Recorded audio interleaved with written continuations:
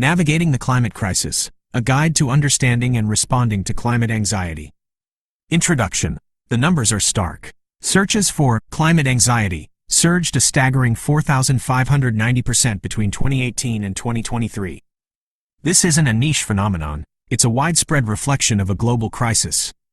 The overwhelming evidence of a changing planet, punctuated by increasingly frequent and intense extreme weather events, is triggering a profound emotional response in millions. This book isn't about denying the reality of climate change.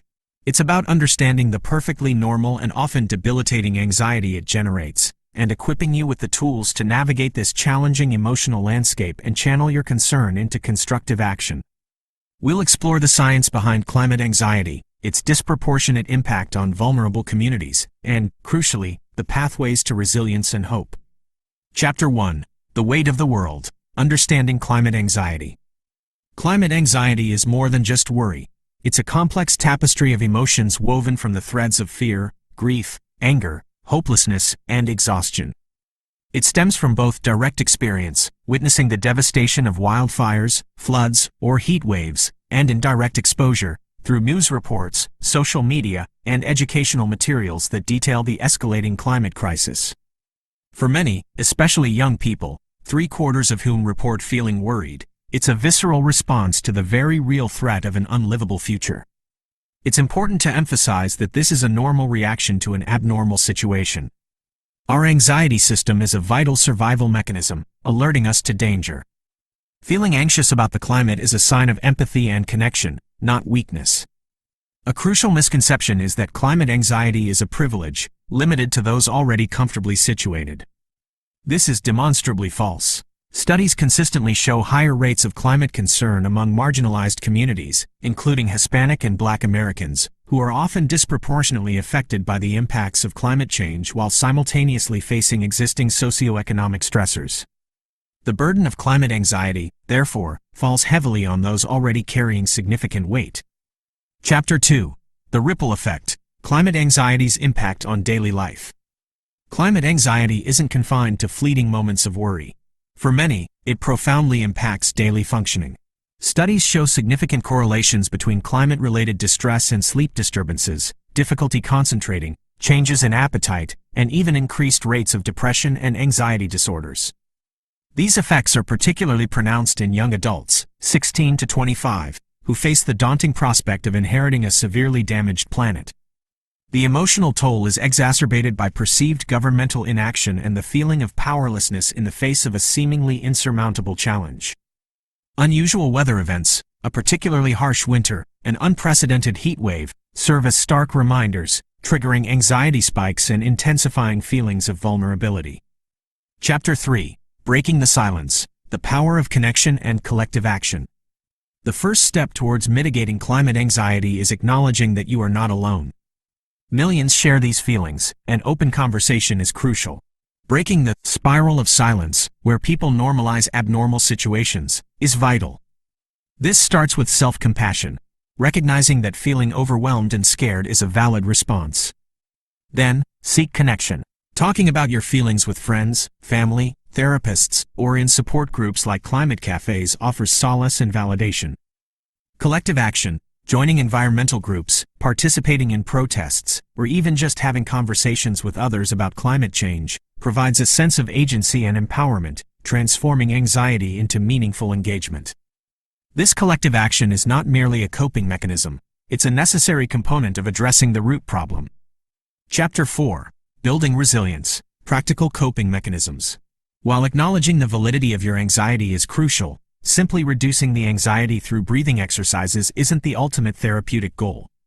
The aim is to acknowledge the validity of the anxiety while providing support and effective coping mechanisms. These strategies are varied and personalized. What works for one person may not work for another. However, some common threads emerge. Nature connection. Spending time in nature is a powerful antidote to stress. The sights, sounds, and smells of the natural world offer a grounding connection to what we are striving to protect. Hope and action. Maintaining hope is essential. Taking action, no matter how small, reducing waste, biking instead of driving, supporting sustainable businesses, combats helplessness and fosters a sense of efficacy.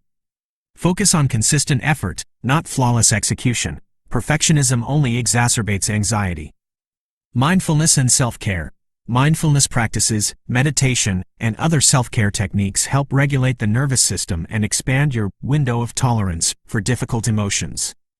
Grounding techniques, like the 5, 4, 3, 2, 1 method, can help reconnect you to the present moment when feeling overwhelmed.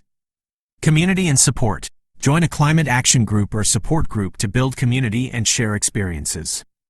The shared understanding and mutual support can significantly alleviate feelings of isolation. Positive messaging. Actively seek out and share positive news stories about climate action and solutions. Counterbalance the often overwhelming negativity with narratives of progress and hope. Chapter 5. Beyond Individual Action, Systemic Change and the Fossil Fuel Industry's Role. Individual actions are vital, but they are insufficient to tackle the systemic nature of climate change. The fossil fuel industry's relentless marketing and lobbying efforts actively contribute to the problem by individualizing the crisis, placing the blame on consumers rather than on the corporations that profit from the destruction of the planet. Therefore, we must advocate for systemic change, demanding policies that hold corporations accountable and facilitate a rapid transition to renewable energy. This requires collective action on a political and social level. Support policies that encourage sustainable practices, hold polluters accountable, and invest in renewable energy technologies. This is not just about alleviating climate anxiety, it's about building a sustainable future for all. Chapter 6. Climate Anxiety in Children and Families. Children are particularly vulnerable to climate anxiety. They are acutely aware of the future implications of climate change, and the emotional weight of this awareness can be overwhelming. Age-appropriate communication is crucial. Instead of overwhelming them with alarming facts, focus on empowering them with age-appropriate actions they can take. Engage them in local environmental initiatives, and use children's books that address climate change in a sensitive and hopeful manner. Open communication within the family about climate anxiety is essential, creating a space for children to share their fears and concerns without judgment. This is not about shielding them from reality, but about providing them with the tools and support to navigate their anxieties and to channel their concern into positive action. The educational system also bears a responsibility here. The Australian example of a poorly designed national curriculum highlights the need for age-appropriate, fact-based education that emphasizes solutions and builds resilience, rather than fostering paralyzing fear. Chapter 7. The Path Forward, Hope, Action, and Resilience. The overwhelming nature of the climate crisis can lead to feelings of despair and hopelessness. However, this book emphasizes that giving in to doomerism is not an option. While the challenges are immense, progress is possible. A shift in perspective, from focusing solely on what we stand to lose to highlighting the potential for positive change, is vital. Embrace a stubborn optimism, a firm belief in our ability to create a better future, even in the face of immense challenges. The journey towards a sustainable future is not about individual sacrifices, but about embracing innovative solutions, community building, and collective action. This involves acknowledging the grief and anger we feel, but also harnessing these emotions as fuel for positive change. By understanding and addressing climate anxiety, we can transform our fear into hope and our despair into action. Conclusion. The unprecedented rise in climate anxiety reflects a deep and widespread connection to our planet. While the feelings of fear, grief, and anger are valid responses to a very real threat, they don't have to define our future. By understanding the root causes of this anxiety, utilizing effective coping mechanisms, and engaging in collective action, we can cultivate resilience and build a more sustainable and hopeful future for ourselves and generations to come. This book offers a roadmap, not a guaranteed solution, but a guide to navigating a complex emotional terrain while actively contributing to a better world. The journey requires courage, empathy, and unwavering commitment. The planet needs it, and so do we.